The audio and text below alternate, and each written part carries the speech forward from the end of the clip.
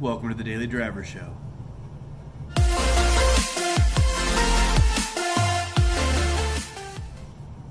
So the app that we're going to be reviewing today is AllTrails. It is a hiking app, a running app, a mountain climbing, whatever you want to call it. This is like the perfect app for anybody that plans on doing any type of hiking or walking or trail running or anything like that. So when you search for it in the Play Store, this is obviously what you see. It's just got that green emblem on it, the green logo, and that's how you know you're in the right place. Green means go. Same with this. This is a green monster. I love these things. These right here, I call them diesel. That's kind of what it gives you, that diesel fuel. Anyways, so that's what the app looks like in the Play Store. The next thing we're going to see is the Explore view. This is what you'll see when you first open the app. Shows you a list of trails that are near your area where you're at, if your location is turned on your phone. If not, you can also search for certain areas. If you wanted to look for somewhere in Florida, you could type in a certain area in Florida or California or the Appalachian Mountains, if you will. You know, wherever you're at, you can search for a trail, or it'll just show you what the trails are around you. Usually it'll say about, showing you 250 trails near you. Now 250 trails, that doesn't mean there's 250 individual trails. Sometimes what that's saying is that there's multiple trails that interloop with each other. At, say, a national park or something like that, there's obviously trails that kind of go back and forth that interloop a lot. So keep that in mind too when you're looking at it. Don't think there's 250 hiking trails near you. Could be more, could be less. You just never know. There's also a history tab that you can view what you've already done.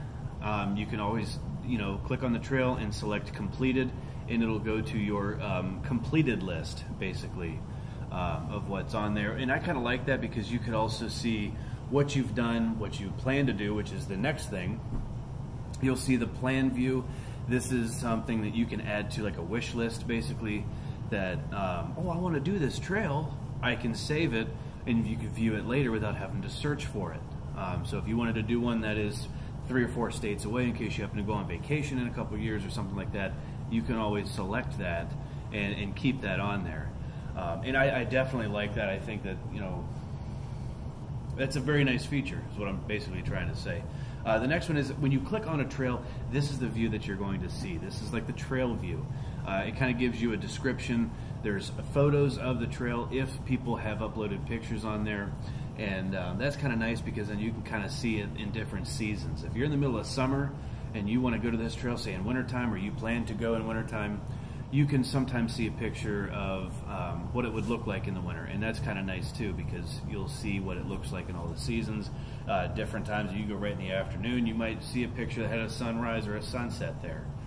You kind of know what to get into because if nothing says anything about a waterfall and you look at the pictures and all of a sudden, waterfall, it's kind of nice to have that that already kind of picture to see what it is. The map view is next. This is the map view. It also kind of gives you like a weather forecast for the next couple of days. I don't really trust it too much other than a general idea. If it says a high of 78 and a low of 62, obviously I'm like, okay, it's going to be the mid to high 70s. If it says partly cloudy, it might rain or not. You just never know. It's kind of integrated into the app, but it's not exactly a weather app or a weather radar. So sometimes that's kind of what you'll need to check as well and plan accordingly. Next is the satellite view of the trail. You can zoom in, you can zoom out, you can adjust things however you want. It's completely customizable. And you can always take a look at the view ahead of time. And sometimes it'll even show you 3 or 4 trails that also either go together with that trail or that are in the area.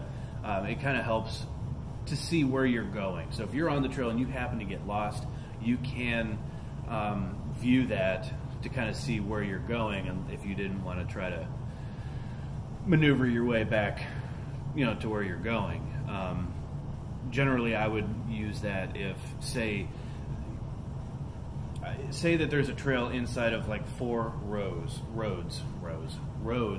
I'll know if I happen to get lost in whatever direction I go. If I wandered off the trail, I'm going to hit a road, and then I can kind of gauge it from there of where I'm wherever I had parked at, you know, and different things like that. So that's really nice to see as well. And then the review tab, or the review view, I guess. This is where you can see that people actually leave reviews and descriptions. It basically, it just depends. If you've had a week or 2 weeks of no rain and you're seeing reviews, somebody going muddy, muddy, muddy, muddy, they may have went right after it rained. You never know. So you got to keep that in your mind as well. And some people are at different levels. Some people are advanced hikers, some people are just beginners. So if there's a trail that is 15 miles long and they say, oh yeah, it was an easy hike, and you get there and you go in the first 3-4 miles and you go, whew, that took a lot out of me. Well, you might not be at their level. So you kind of have to gauge it.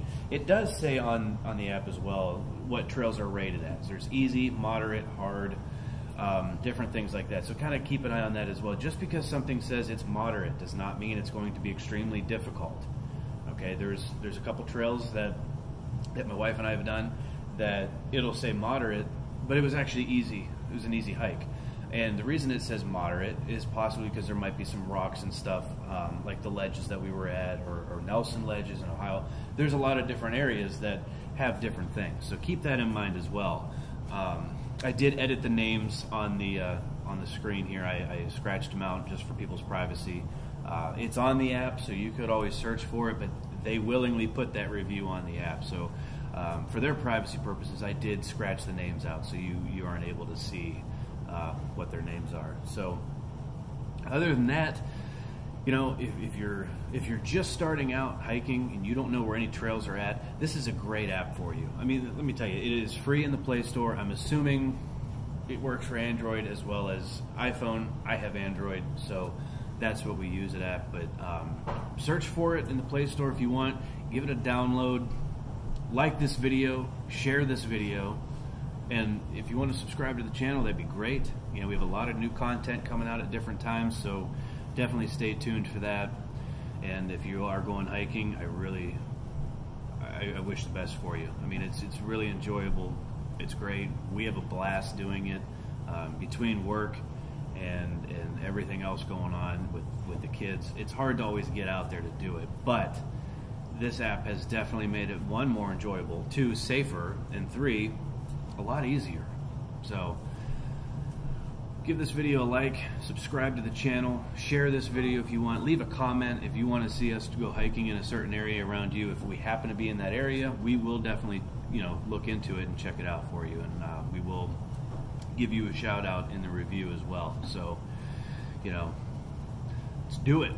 So get out there, have a great day, have a great hike.